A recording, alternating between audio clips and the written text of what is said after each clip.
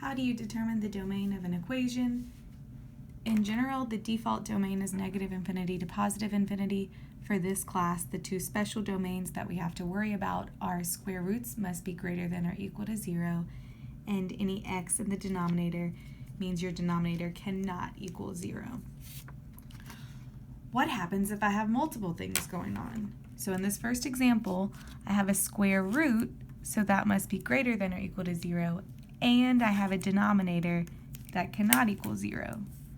You solve both pieces separately. X is greater than or equal to -1.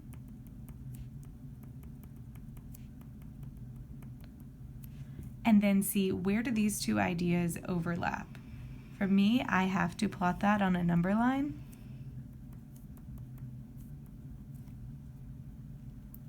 If I do that, x is greater than or equal to -1, looks like this. X is not equal to 1/3 means it can be all these negative numbers and all these positive numbers, but not 1/3. Where do these overlap? Here and here. So my domain has two separate intervals, from -1 to 1/3, and then from 1/3 to infinity. Use a bracket at the -1 and parentheses everywhere else.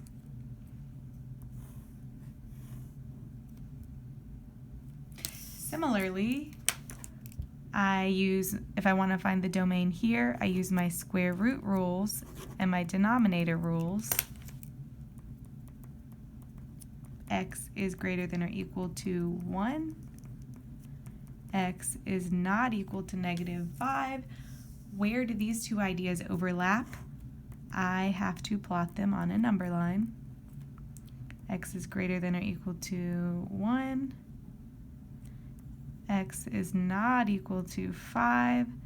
Where do these overlap? Just right here.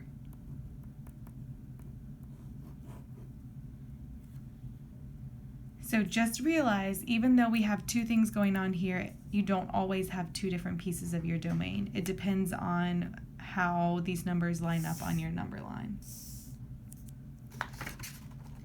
I have a couple more examples. They don't have to be square roots and denominators. They can be double denominators or double square roots, but the same exact idea. Your denominator can't equal 0, neither of them.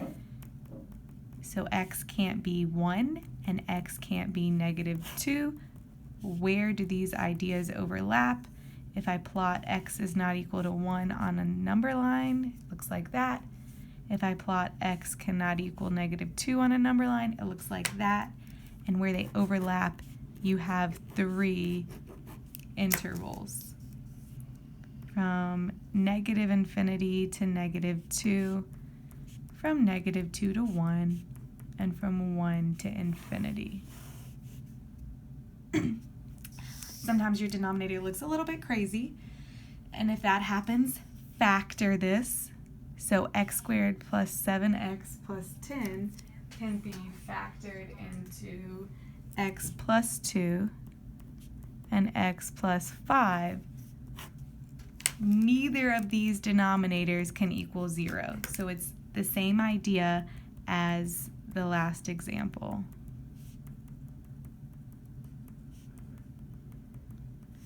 Where do those ideas overlap? Make sure you put your numbers in order on a number line. So this is more negative to more positive. X cannot equal -2. X cannot equal -5. And I have 3 places where they overlap. The only time you use brackets is if your numbers came from a square root.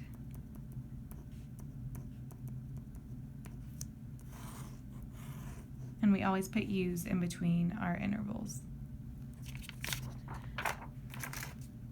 Last example is be aware if you have a denominator that looks like this, 1/2 x.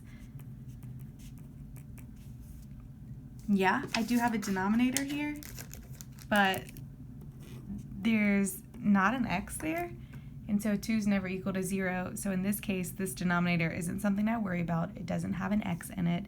So I don't have a real denominator, an x denominator, I don't have a square root, so the domain here is your default negative infinity to positive infinity.